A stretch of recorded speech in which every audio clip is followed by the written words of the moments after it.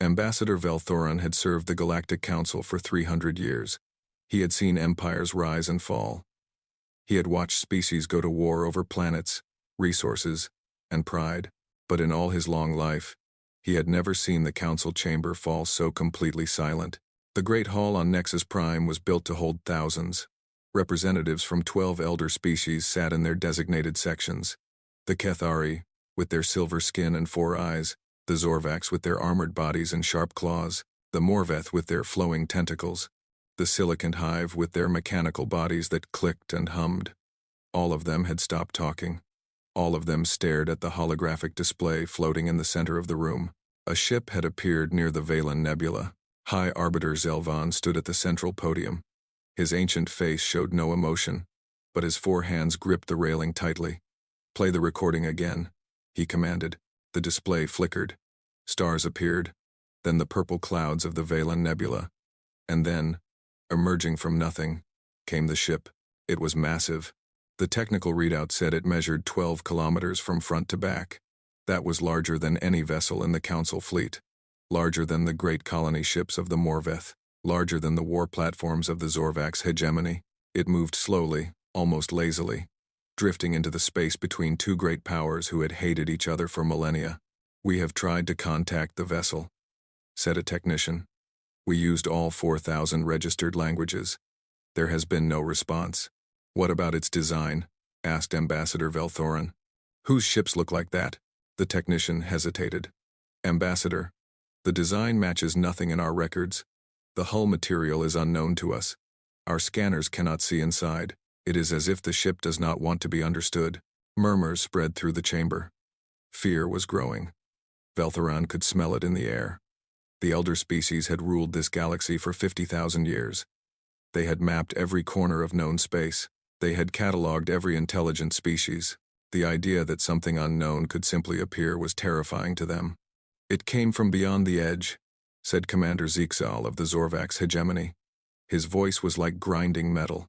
"From the dark space where no one travels. This is an invasion." "We do not know that," Velthoran replied calmly. "It could be explorers. It could be refugees. Refugees in a ship that size." Zixal laughed, a harsh sound. "That is a warship, Ambassador, and it has positioned itself perfectly between my territory and yours. I say the Kethari built this thing in secret. I say this is a trick." "That is absurd," Velthoran said. But other voices were already rising. The Zorvax and Kethari had nearly gone to war 3 times in the last century. Both sides were looking for an excuse. Both sides were afraid. High Arbiter Zelvan raised his hands for silence. "Enough. We will send a diplomatic vessel. We will attempt direct communication. Until we know more, no one will take aggressive action. Is that understood?" The chamber fell quiet, but Velthoran saw the look in Commander Zixal's eyes. The Zorvax was not the type to wait for answers. 3 days passed. The diplomatic vessel approached the unknown ship and was ignored. Scientists tried every scanning method they knew and learned nothing. The great vessel simply sat there, silent and dark, like a sleeping giant. On the 4th day, everything changed. Velthoran was in his private quarters when his communication device screamed an emergency alert. He rushed to the council chamber and found chaos. Representatives were shouting. Soldiers were running. The holographic display showed dozens of ships floating dead in space. "What happened?" he demanded. A young Kethari officer turned to him with wide, frightened eyes. "The vessel sent out a pulse, Ambassador. Just one pulse. It disabled every ship within 3 light years. Our engines, our weapons, our life support, everything went dark for 60 seconds. 60 seconds, Velthoran whispered. In a real battle, 60 seconds was enough time to die 100 times over. "This is an act of war," Commander Zixal roared. His voice echoed through the chamber.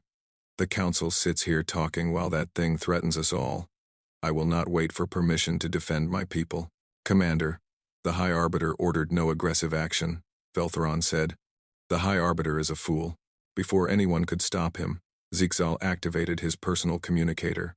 "This is Commander Zixal to the scout ship Burning Claw. You have authorization. Fire on the unknown vessel. Show these cowards what the Zorvax hegemony does to threats." "No," Velthoran shouted, but it was too late. The holographic display showed a small Zorvax scout ship racing toward the massive vessel. It fired its weapons, bright blue plasma bolts that crossed the distance in seconds and struck the unknown ship's hull. Nothing happened. The plasma simply vanished against the dark metal. No explosion. No damage. The great ship did not even move. Is it shielded? Someone asked. Unknown, the technician replied. The plasma did not appear to be blocked. It was absorbed. Commander Zixal looked uncertain for the first time. Fire again. Everything you have. The scout ship unleashed its full arsenal. Missiles, plasma, kinetic rounds, all of it struck the vessel and all of it disappeared. The great ship remained still and silent, and then its lights came on. Velthorin felt his heart stop. Along the entire length of the vessel, lights flickered to life. Windows appeared where there had been solid metal. Shapes moved behind the glass. The ship was waking up. What have you done? High Arbiter Zelvan whispered. The vessel's engines activated with a low hum that everyone in the chamber could feel in their bones. But the ship did not attack. It did not flee. It simply turned, slowly, until what appeared to be its front section faced the Zorvax scout ship. The scout ship's pilot panicked and tried to run. He did not get far. A beam of light shot from the great vessel, not a weapon, but a scanning beam. It washed over the scout ship, and suddenly, every display in the council chamber filled with data. The unknown ship was sending them information. Ship designs, star maps, historical records, and at the center of it all, a single image. It showed a planet, blue oceans, green continents, white clouds, a world that Velthorin had never seen before. What is that? Commander Zixal demanded. High Arbiter Zelvan had gone very pale. His four hands trembled as he stared at the image. That is impossible, he said. That world was destroyed 800 years ago. What world? Velthorin asked. Arbiter, what are we looking at? Before Zelvan could answer, text appeared below the image. It was written in a language that had not been spoken in 8 centuries, but the translation systems worked, and every being in the chamber could read the words, "This is Earth. This is what you destroyed. We are what remains." The chamber erupted in panic. Velthorin stood frozen, trying to understand. Earth. He knew that name from ancient history files. A small planet, a young species. Humans, they were called. They had been considered primitive, barely worth noticing. And then, 800 years ago, their world had been destroyed in what the official records called a natural disaster. But looking at the fear on High Arbiter Zelvan's face, Velthorin suddenly understood that the official records had lied. The great ship's engines grew brighter. More shapes moved behind its windows. And across every communication channel in the galaxy, a single message began to broadcast. We have traveled far. We have waited long. We remember what you did. The Galactic Council had ruled for 50,000 years. They had believed themselves masters of the stars. But on this day, staring at that impossible vessel and its terrible message, they learned a truth that would shake the galaxy to its core. The humans had returned. And they had not come in peace. The message played on every screen in the galaxy. In homes and ships and military bases, billions of beings heard the same words. We remember what you did. No one could stop it. No one could block it. The unknown vessel had technology that made the Council's systems look like children's toys. 3 days after the broadcast, the Galactic Council met again. But this time, there was no order. There was no dignity. There was only fear, and anger, and blame. This is a Kethari trick. Commander Zixal slammed his armored fist on his podium. They built this ship. They created this story about humans. They want to start a war and make it look like someone else's fault. Ambassador Velthorin stood calmly, though his 4 hearts were beating fast. That is ridiculous. The Kethari Dominion does not have technology like this. No one does. Then explain where it came from. I cannot explain it. That is what frightens me. High Arbiter Zelvan sat in his chair at the center of the chamber. He had not spoken since the broadcast. He had not eaten. He had barely moved. Other representatives were beginning to notice. Arbiter, said the Morvith ambassador, her tentacles rippling with agitation. You seem to recognize that planet. You said it was destroyed 800 years ago. What did you mean? Zelvan did not answer. Arbiter. The Morvith's voice grew sharp. We demand an explanation. What do you know about these humans? Still silence. Velthoron stepped forward. Perhaps we should consult the historical archives. If this species existed, there must be records. The records say nothing useful, said a silicant representative. The mechanical being's voice was flat and emotionless. I have already searched. Humans are mentioned only briefly. A primitive species on a small planet called Earth. They achieved basic space travel but never left their solar system. Their world was destroyed by an asteroid impact approximately 800 years ago. There were no survivors. Then the vessel is lying, Zixal said. The vessel has no reason to lie. It has the power to destroy us. Why would it need deception? The chamber fell into uneasy murmuring. Velthoron watched the High Arbiter carefully. The old being's hands were shaking. His eyes were fixed on something far away, something only he could see. Arbiter, Velthoron said softly. What really happened to Earth? Zelvan finally looked up. His eyes were filled with something that might have been shame. The asteroid story was a lie, he said. His voice was barely a whisper. But in the silent chamber, everyone heard. Earth was not destroyed by nature. It was destroyed by us. The chamber exploded into chaos. What are you saying? The Morveth ambassador demanded. I am saying that 800 years ago, the Galactic Council voted to eliminate the human species. We were afraid of them. They were evolving too quickly. Their technology was advancing too fast. In just a few thousand years, they had gone from simple animals to building machines that could leave their planet. Our scientists calculated that within another century, they would discover faster than light travel. Within 2 centuries, they would be as powerful as any elder species. Velthoron felt sick. So we killed them? We killed an entire species because they might become a threat? It was considered necessary. Zelvan's voice was hollow. The Kethari carried out the bombardment. The Zorvax provided the weapons. The other species agreed to remain silent. We told the galaxy it was a natural disaster. We erased most of the records. We thought it was over. But it was not over, the Silicant said. Some of them survived. That should have been impossible. We destroyed everything. Every city, every ship, every station. We were thorough. Zelvan looked at the holographic display, where the great vessel still floated in space. But somehow they escaped.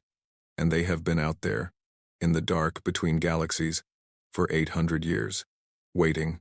Growing stronger. Commander Zixal laughed. But there was no humor in the sound. So the Council committed genocide, and now the victims have returned for revenge. Wonderful. What do we do now? We destroy them, said another Zorvax officer. Before they destroy us. Did you not see what happened to your scout ship? Our weapons cannot touch them.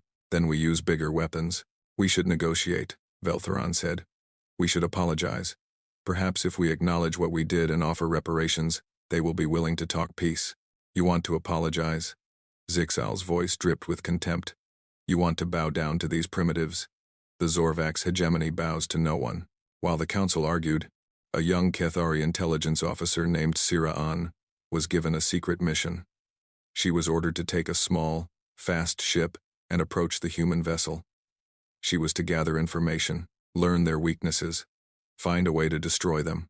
Sira'an was a loyal officer. She believed in the Dominion. But as her ship drew closer to the massive human vessel, she began to feel doubt. She had read the old files. She had seen images of Earth, a beautiful blue world full of life, and she had seen what it looked like after the bombardment. A burned, dead rock floating in space. Her people had done that. Her ancestors had murdered billions. As she approached the vessel, her scanners picked up something strange. The ship was broadcasting information, not just the message about Earth, but detailed records, historical files, images, videos. The humans were telling their story to anyone who would listen. Sira'an watched and learned. She saw cities full of humans, small beings with soft skin and no claws, no armor, no natural weapons. They looked weak, fragile.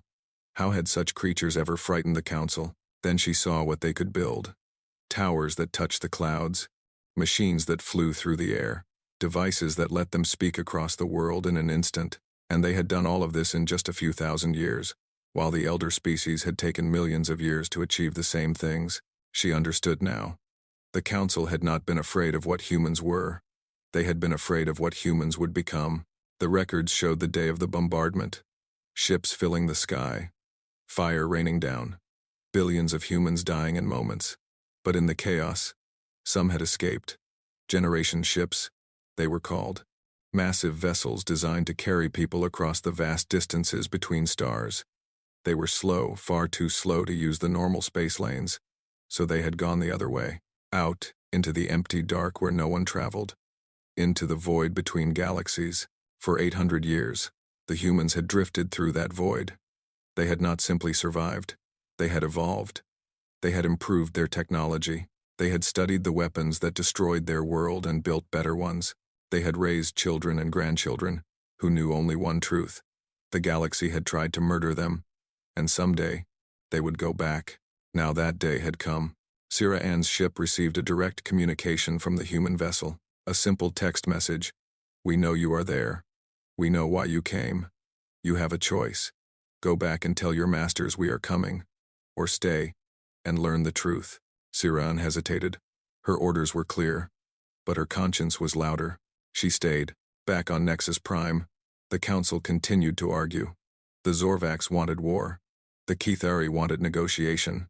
The other species could not decide. And while they argued, fleets began to move. Ships were armed. Soldiers were gathered. No one noticed that more signals were coming from the void.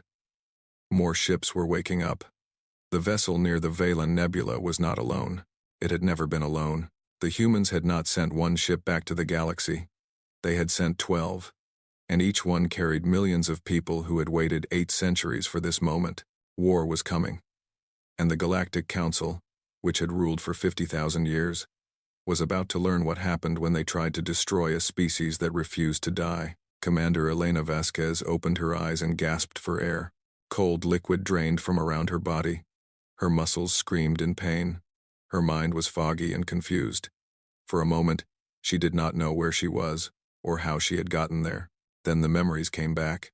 Earth, the bombardment, the fire in the sky, running through burning streets to reach the evacuation shuttle, watching her world die through the small window as the generation ship fled into the darkness. She had been 29 years old when she went to sleep. The ship's computer told her she was now 829. The number seemed impossible, but the ache in her bones felt very real. "Welcome back, Commander," said a voice. A medical officer helped her out of the cryogenic pod. "We have reached the destination. It is time." Elena looked around the massive chamber. Thousands of pods lined the walls, stacked 10 high and stretching into the distance. Each pod held a sleeping human. 50 million people on this ship alone. The last survivors of Earth. No, not survivors. That word was too passive. They were something else now. "Status report," Elena said. Her voice was rough from 8 centuries of silence. "All systems are functioning normally. The other 11 ships have confirmed arrival. Total population across all vessels is 512 million. We have been detected by the local powers. Initial contact has been made." "And their response?" The medical officer smiled grimly. "They shot at us." Elena nodded slowly. She had expected nothing less. "Wake the Council of Commanders. Wake the military leadership. Wake everyone over the next 72 hours. We have work to do." While the humans woke from their long sleep, Sierra Ann sat in a small room aboard the vessel called the Remnant. The humans had allowed her to stay. They had shown her their history. They had answered her questions, and with each answer, her understanding of the galaxy changed. "Why do you not just attack?" she asked. "You have the power. You could destroy Nexus Prime in a day." The human who sat across from her was named Marcus Chen. He was old by human standards, with gray hair and deep lines on his face. He was also one of the original survivors, one of the few who remembered Earth directly rather than through stories. "We could destroy everything," Marcus agreed. "We spent 800 years preparing for war. We have weapons that your council cannot imagine. But that is not what we want." "What do you want?" "We want justice. We want acknowledgement of what was done to us. We want a place in this galaxy not as conquerors, but as equals." Marcus leaned forward. "When our ancestors fled Earth, they had a choice. They could have focused only on revenge. They could have raised their children to hate, to destroy, to burn everything. Some wanted that, but others argued for something different. They said that if we became monsters to fight monsters, we would lose everything that made us human." Sierra Ann thought about this. But you are prepared for war. We are prepared to defend ourselves. We will never again be helpless, but we will give your council a chance to do the right thing. If they refuse, Marcus's eyes grew hard. Then we will do what we must. On the bridge of the Remnant, Commander Vasquez studied the tactical displays. She had been awake for 3 days now. She had not slept. There was too much to do. The Zorvax hegemony is gathering a fleet, her tactical officer reported. 3,000 warships. They are moving toward our position. Response from the Galactic Council. They are still arguing. Some want to negotiate. Others want to join the Zorvax attack. No decision has been made. Elena nodded. And the other players? The Morveth Collective has sent a secret message. They say they were forced to support the bombardment of Earth. They say they have been waiting for a chance to break free from Council control. They are willing to talk. The Silicant Hive? They have reached out as well. They were nearly destroyed by the Council 500 years ago. They remember what it feels like to be marked for death. They want to discuss an alliance. Elena allowed herself a small smile. The Council had made many enemies over the centuries. They had bullied and threatened and controlled through fear. Now that fear was turning against them. Send messages to the Morveth and Silicant. Tell them we are willing to meet. But make it clear we do not want puppets or servants. We want partners. Equals. Yes. Commander. The Zorvax fleet arrived 2 days later. 3,000 ships filled the space around the Valon Nebula. Their commander, Admiral Crixon, sent a message demanding immediate surrender. Elena broadcast her response across all frequencies so the entire galaxy could hear. This is Commander Elena Vasquez of the Human Confederacy. I speak to the Zorvax hegemony, and to all who are listening. 800 years ago, your ancestors tried to murder my people. You burned our world. You killed our families. You thought you had destroyed us forever. You were wrong. She paused, letting the words sink in. We did not come here seeking war. We came seeking justice. We offered to talk, to negotiate, to find peace. Your response was to point weapons at us. So let me be clear about what happens next. If you attack, we will defend ourselves. We will not hold back. We will not show mercy. And when it is over, you will understand why your ancestors were so afraid of us. Admiral Crixon laughed when he heard the message. 1 ship against 3,000. The humans were insane. He gave the order to attack. What followed would be remembered for centuries. The Zorvax fleet opened fire with everything they had. Plasma bolts, missiles, kinetic rounds, a storm of destruction that should have torn the Remnant apart. But the human ship did not even try to dodge. It simply sat there and took the hits. Nothing happened. The weapons disappeared against the hull, absorbed by shields that operated on principles the Zorvax could not understand. 800 years of development had given the humans technology that made the Council's weapons look like throwing rocks. Then the Remnant fired back. Beams of light shot out from the ship, not plasma, not lasers, but something else entirely.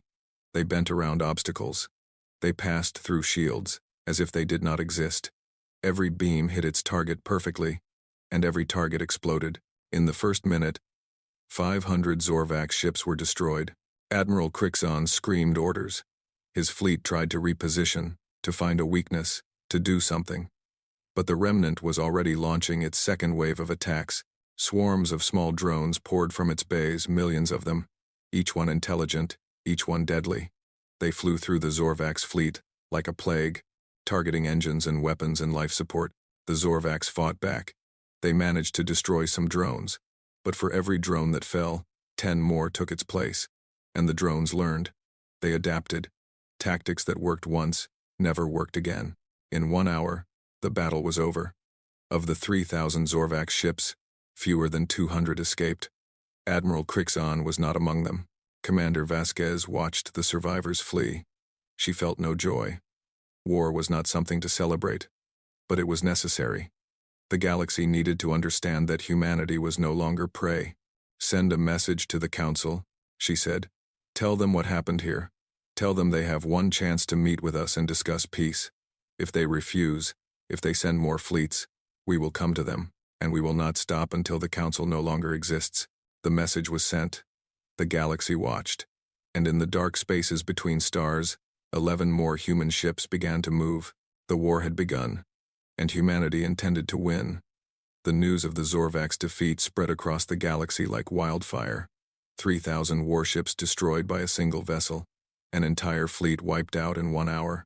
The elder species had ruled for 50,000 years. They had believed themselves invincible. Now they knew the truth. They were not. High Arbiter Zelvan called an emergency meeting of the Galactic Council, but when the representatives gathered, half the seats were empty. The Morveth Collective had withdrawn. The Silicant Hive had gone silent. Smaller species who had lived under Council rule for millennia were suddenly finding reasons not to answer their communications. "We are losing control," Ambassador Veltheron said.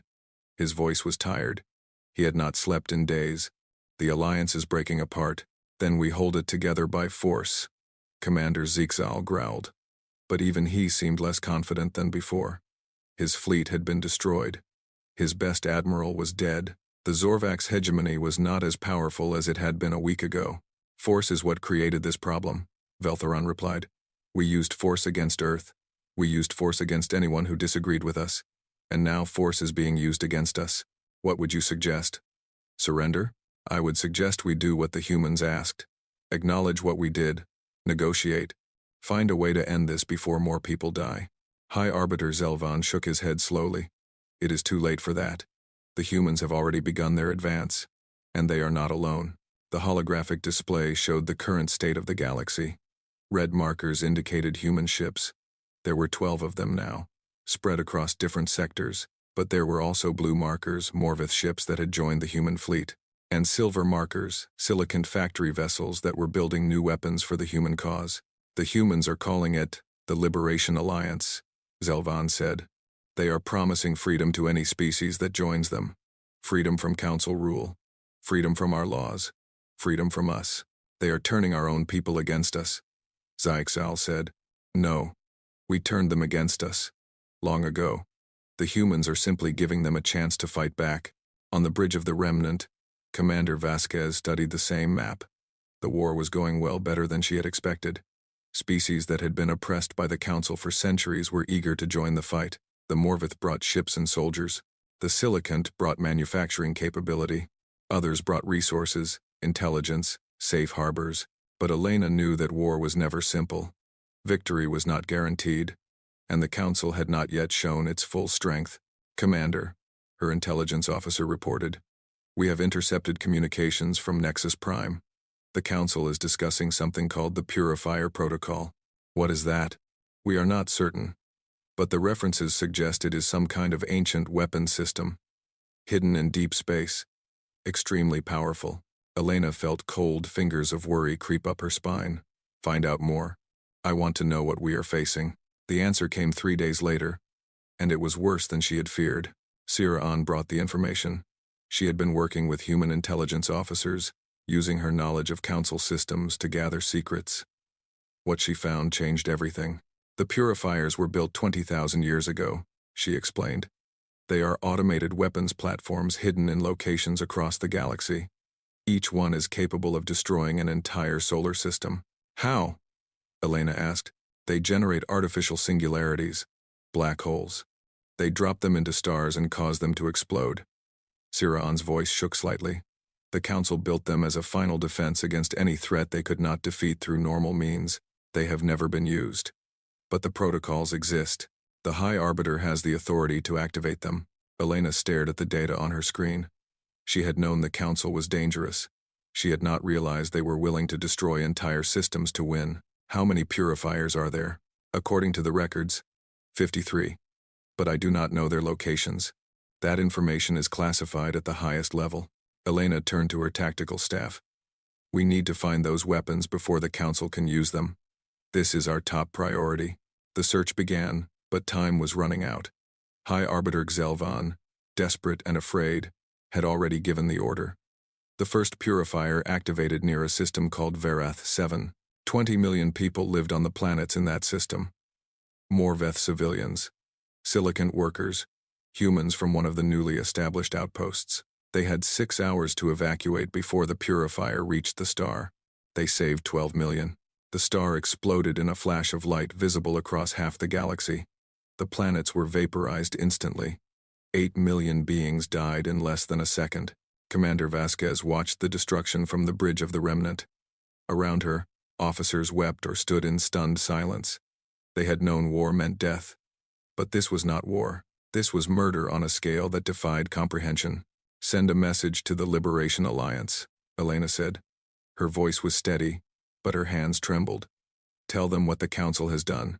Tell them we will stop this. Whatever it takes." The message was sent. The galaxy watched, and the Liberation Alliance, which had been growing steadily, suddenly exploded in size. Species that had been neutral rushed to join. Even some Cathari and Zorvax ships defected, unable to stomach what their leaders had done. Ambassador Velthorin was among them. He appeared on the remnant 3 days after the destruction of Vareth 7, seeking asylum. "I cannot serve the Council any longer," he told Commander Vasquez. "What they did was unforgivable. I would rather die fighting against them than live as their representative." Elena looked at the old Cathari. He had been an enemy. His people had burned Earth, but there was genuine shame in his 4 eyes, genuine horror at what his government had become. "We do not judge entire species by the actions of their leaders," she said. "If you want to help us, you are welcome. But you must understand we will not stop until the Council is gone. Are you prepared for that?" "I am." The war continued. 2 more purifiers activated, destroying systems and killing millions. But the Liberation Alliance was learning. Human engineers, working with silicon programmers, developed countermeasures. They found ways to detect purifier signatures before they reached their targets. They could not stop the weapons entirely, but they could slow them down, buy time. And in that time, the Alliance grew stronger. The human fleet, once just 12 ships, now numbered in the hundreds. Morveth dreadnoughts flew alongside Silicant factory vessels. Cathari defectors provided intelligence about Council positions. Even some Zorvax joined, seeking to redeem their species' honor. Commander Vasquez stood at the center of it all. She had not wanted to be a war leader. She had been a simple officer on a dying world, 8 centuries ago. But fate had made her something else. A symbol, a commander, a voice for billions who had been silenced. "We are ready to move on, Nexus Prime," her admiral reported. "The final battle," Elena nodded. "The Council's homeworld, the seat of their power. If they could take it, the war would be over." "Gather the fleet," she said. "All ships, everything we have. We end this now." But even as she gave the order, she knew the Council would not go quietly. They had more purifiers. They had 50,000 years of secrets and weapons. The final battle would be the bloodiest yet. She looked at the stars on the view screen. Somewhere out there, Earth floated as a dead rock, a monument to what the Council had done. Elena had never seen her homeworld. She had only seen its ashes, but she would see Nexus Prime. She would stand where her enemies had stood when they voted to kill her people, and she would make them pay. The Liberation Alliance fleet gathered at the edge of the Nexus system. 7,000 ships from a dozen species hung in the darkness of space, their engines glowing like a field of stars. At their center floated the 12 human generation ships, massive vessels that had crossed the void between galaxies and returned to claim their place among the stars. Commander Elena Vasquez stood on the bridge of the remnant and looked at the world ahead. Nexus Prime, the capital of the Galactic Concil, the place where, 800 years ago, 12 species had voted to murder humanity. Today, humanity had come to deliver its answer. "All ships report ready," Admiral Chen said. He had been promoted after the Battle of Vareth. He had earned it. "The enemy fleet is holding position around the planet. Approximately 2,000 vessels. They have activated planetary shields. And the purifiers? We have located and disabled 49 of the 53 weapons. The remaining 4 are somewhere in this system, but we cannot find them." Elena nodded. 4 purifiers could destroy 4 stars, 4 solar systems worth of people. It was a terrible risk. But they could not wait any longer. Every day the Council remained in power. More innocents suffered. "Open a channel to Nexus Prime," she said. "All frequencies." The communication officer worked his console. "Channel open, Commander." Elena took a deep breath. This message would be heard by billions. It would be remembered for centuries. She needed to get it right. "This is Commander Elena Vasquez of the Human Confederacy, speaking on behalf of the Liberation Alliance. We have come to Nexus Prime not as conquerors, but as liberators. For 50,000 years, the Galactic Council has ruled through fear. They have oppressed the weak. They have silenced the different. They have destroyed anyone who dared to challenge their power. My people know this better than anyone. 800 years ago, the Council voted to exterminate humanity. They burned our world. They killed our families. They thought they had erased us from existence. She paused, letting the words sink in. They were wrong. We survived. We grew stronger. And today, we stand ready to end their reign of terror forever. But we did not come here to replace one tyranny with another. We came to build something new. A galaxy where every species has a voice. Where no one can vote to murder millions just because they are afraid. Where justice matters more than power. She looked at the Council fleet defending the planet. Somewhere in those ships, beings were listening. Some of them were true believers in the Council's cause. Others were simply following orders. Others, she hoped, were having doubts. To those defending Nexus Prime, I offer you a choice. Surrender and join us in building a better future. Or fight and die for a government that sees you as nothing more than tools. The Council would sacrifice you without hesitation. They have proven this with the purifiers. Ask yourselves, is that worth dying for? The message ended. For a long moment, nothing happened. Then, slowly, ships began to break from the Council formation. One at a time at first, then in groups. Dozens of vessels powered down their weapons and broadcast surrender codes. Not all of them. Perhaps half the fleet remained loyal to the Council. But half was better than none. All ships, Elena said, advance. The Battle of Nexus Prime was the largest in galactic history. Thousands of ships clashed in the space around the planet. Energy beams and missiles and plasma bolts filled the void with fire. Ships exploded. People died.